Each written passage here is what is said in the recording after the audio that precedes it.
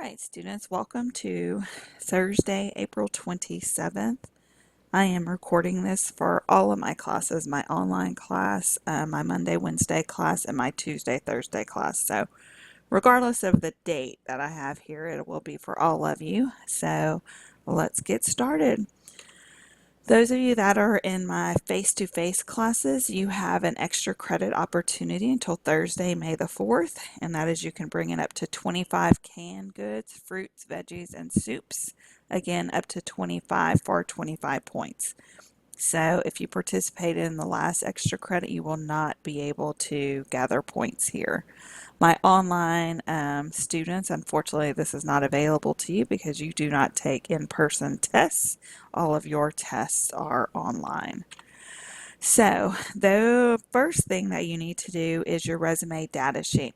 So I have it loaded already into Blackboard.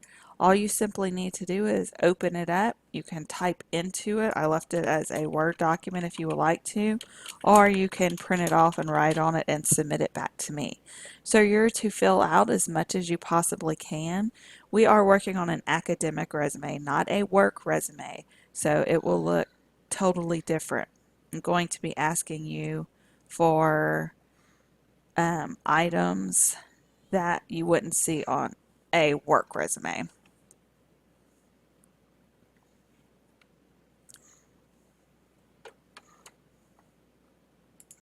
So first thing you're going to do is print out your full name. Many times students end up having issues with collegiate registration and admissions because they did not put the full name that is listed on their social security card. So that's always the name you will want to use on any type of documents for college and for your academic resume. You need to put your professional email address. You do not use something like kittycat456. It should be some combination of your name. So for example, mine is crystaltuis@gmail.com.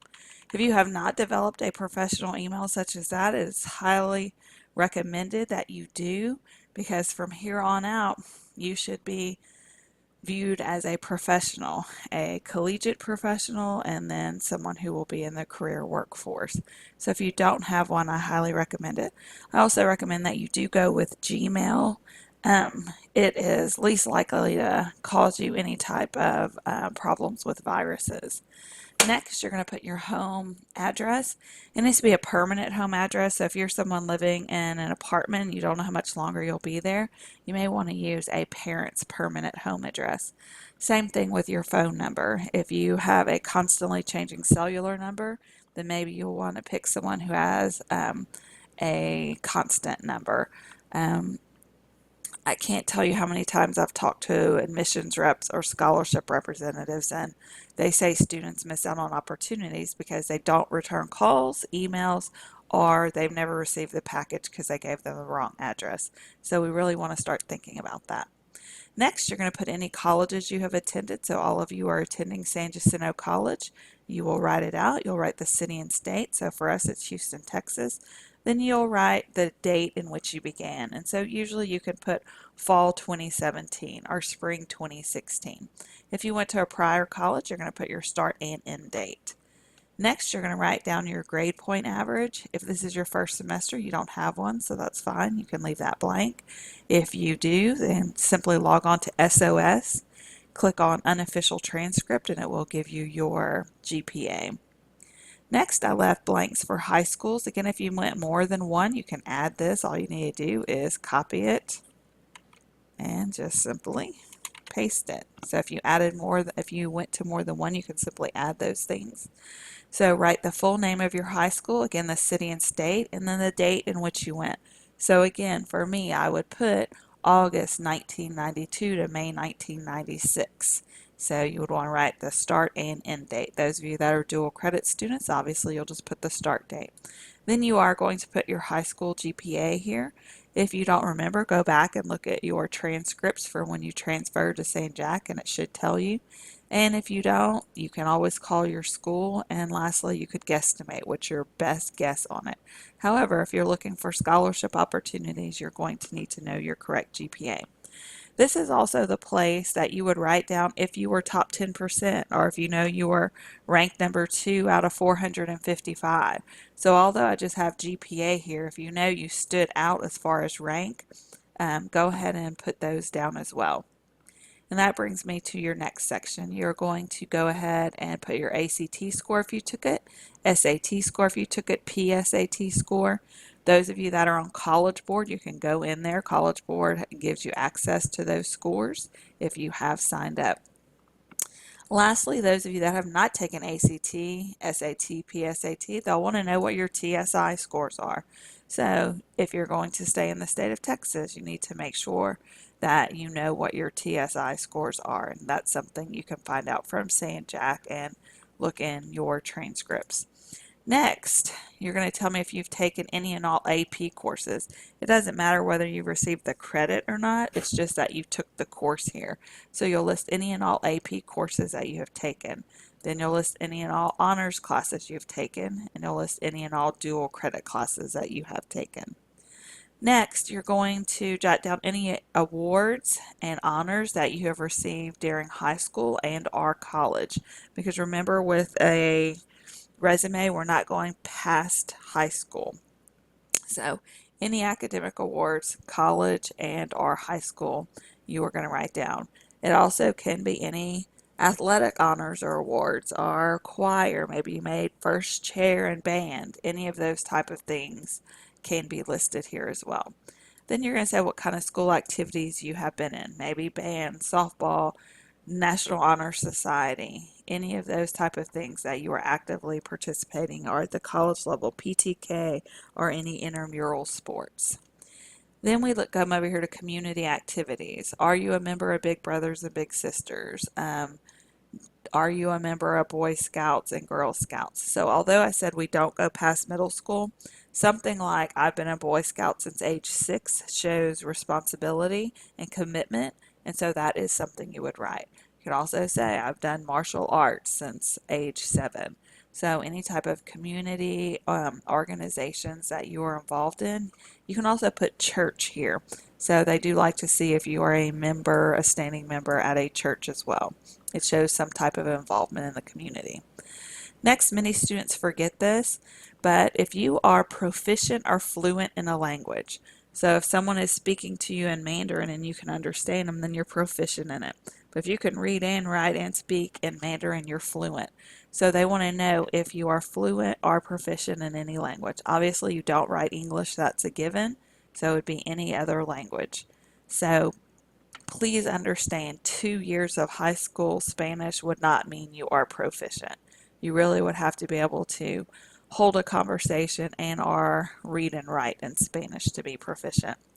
Next, we move to computer. So don't forget your computer skills. If you're proficient in Microsoft Excel, PowerPoint, OneNote, Adobe, Photoshop, any of those things, plus any of your coding that you may be proficient in. So don't forget any type of computer skills you may have.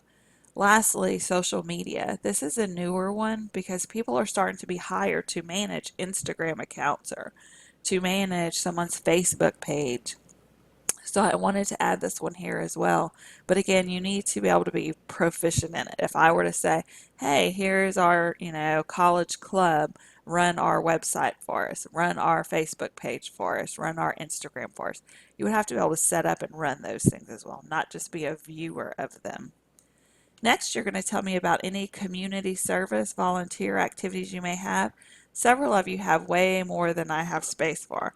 That's fine. Just copy and paste it. Add as much space as you may need because most of you know that's a big area on college resumes.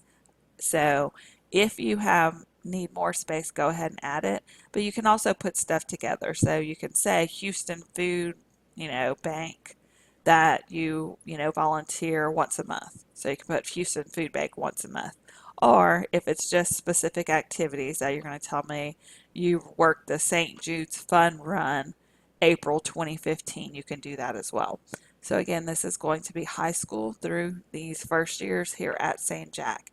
Any and all volunteer and community service you have done. Next, we're going to look at special interests, hobbies, talents, travel. So this is anything outside of what's already been put down. So maybe you play chess. Well, that highlights critical thinking skills. You would want to write that down. Although maybe you don't do so for the school, maybe you play the piano. That's something they would want to see. If you are a traveler for like historic sites because you're interested in history, write it down. Maybe you travel for mission work. That shows commitment and community service. So you want to make sure you write those type of things down. Next would be leadership. So this could be in school and out. So many students think, oh, that must mean I must be the treasurer of Honor Society. Yes, that is a leadership role. However, if any time in high school and college you have been given a role to lead something, you would write it down. So for example, let's say your church had a toy drive and you were the organizer. You would put St. Leo Seton Church toy organizer, December 2015. So make sure that you think beyond school. If you were voted captain of your football team, that would be leadership. If you were promoted to management at work, that would be leadership. And then that brings me to work experience. Work experience is not valued on an academic resume at all unless you are doing two things. Number one, your job is directly relevant to the career you want to have. So, for example, over the summer, you work at the, Texas Parks and Wildlife because that's what you want to do as a career. Yes, they want to see that. The second reason you would write work experience is this: you have nothing else up here. If you have had to be a full-time student but hold down a full-time job, well, they would want to see, well, you haven't done any of these other things in 4 to 6 years because you have also simultaneously worked 40 hours at work. So those would be the only two reasons. So you're not going to put down you're a lifeguard, you're not going to put down you babysit unless it is a reason why you couldn't do other things. Okay, so fill out this data sheet. Those of you that are in my Tuesday, Thursday class, it is due to me on Monday, a hard copy of this brought in for 20 points. Those of you that are in my online class, it is due for me next Thursday, and you must submit it via Blackboard. So you will fill it out and then you will submit it in the Blackboard slot. Those of you that are in my Monday, Wednesday class, we did this in class already, so you don't have to worry about completing it.